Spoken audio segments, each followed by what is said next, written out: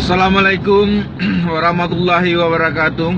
Selamat pagi semuanya, saudara sebangsa dan setanah air. Saya baru-baru ini melihat di jejaring sosial ada ancaman dari Bapak Tito Karnavian. Sebagai Kapolri, beliau mengancam akan memecat anggotanya yang terbukti menerima suap saat perekrutan calon polisi baru. Ancaman yang sangat menegangkan ini, apakah akan benar-benar dilaksanakan atau sekedar pencitraan saja di hadapan masyarakat supaya beliau dapat pujian? Allah lah yang tahu segala-galanya. Tetapi jika saudara menyuap di saat ingin menjadi polisi, secara ekonomi tidak lama Anda juga bakal untung menjadi polisi. Kenapa? Pertama sekali, saudara setelah diterima akan dapat imbalan dari negara sebagai gaji. Yang kedua, berdasarkan pengalaman kami, polisi itu boleh amankan barang orang, tunggu orang itu menyerahkan uang. Kalau orang itu menyerahkan uang, jadikanlah dalam tanda kutip orang itu ATM. Kalau orang itu tidak mau, orang itu mengkritik, jadikan orang itu tersangka. Dan di dalam menjadikan orang itu tersangka, dalam pengertian yang saya tangkap pembicaraan saya dengan Paminal Mabes Polri, yang penting kasusnya P21. Begitu P21 selesailah urusan polisi. Apakah prosesnya itu dengan mengancam, apakah dengan membujuk, atau dengan cara apapun, silahkan. Itu pengertian yang saya tangkap. Nah, kalau kalian menyuap misalkan 200 juta menjadi polisi, tidak lama setelah kalian nanti jadi penyidik, uang itu juga bisa kembali lagi. Pengalaman kami ini, pengalaman pahit yang pernah kami alami, barang kami pernah diamankan 30 April tahun 2015. Tanggal 3 apa 4-nya adik saya telah menyerahkan uang sebanyak 15 juta. Dengan kesepakatan barang dikembalikan. Setelah uang diserahkan, barang tidak dikembalikan.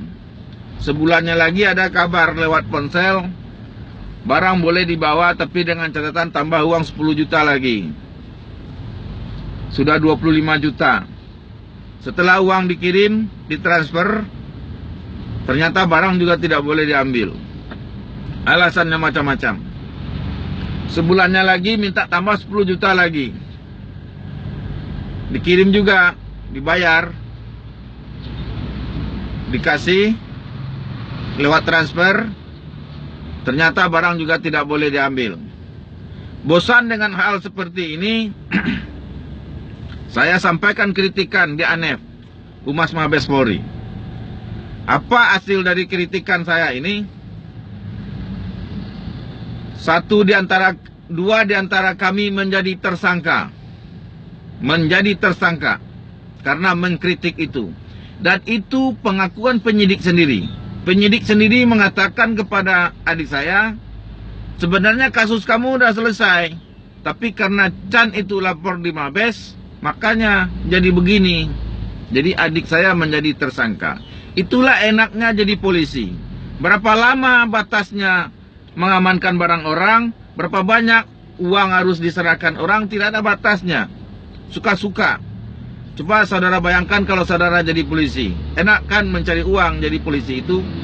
Makanya jangan heran saudara, ada ibu Bayangkari punya tas mahal, punya perhiasan cantik, tidak punya usaha lain-lain, cuman gaji doang, suaminya jadi polisi.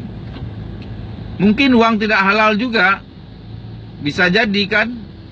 Nah, kasus seperti ini tidak mungkin Bapak Tito Karnavian tidak tahu.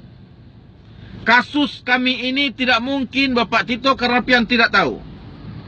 Setiap kali kami kritik, kami dipanggil. Dipanggil, diperiksa.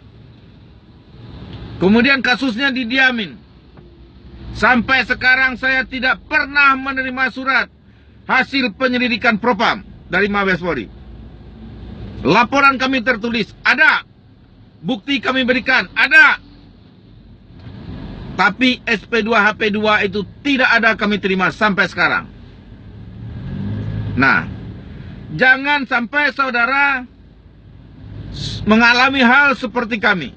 Diajak berbuat baik, diajak mengkritik supaya polisi lebih baik, tapi tidak ada perlindungan.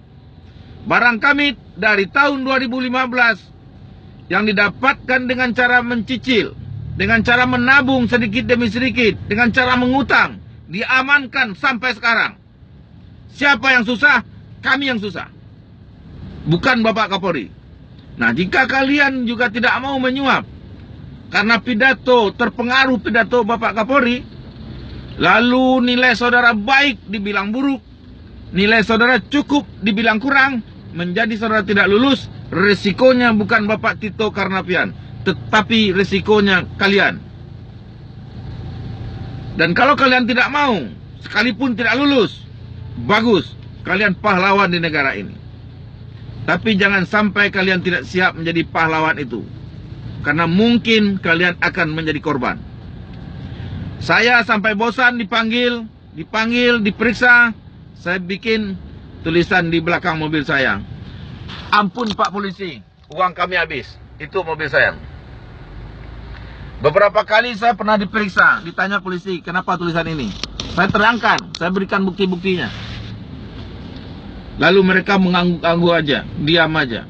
Sepertinya mereka sudah tahu kinerja kesatuan mereka. Diam aja. Itulah pengalaman yang pahit yang kami alami. Berbuat baik itu belum tentu dapat perlindungan. Assalamualaikum warahmatullahi wabarakatuh.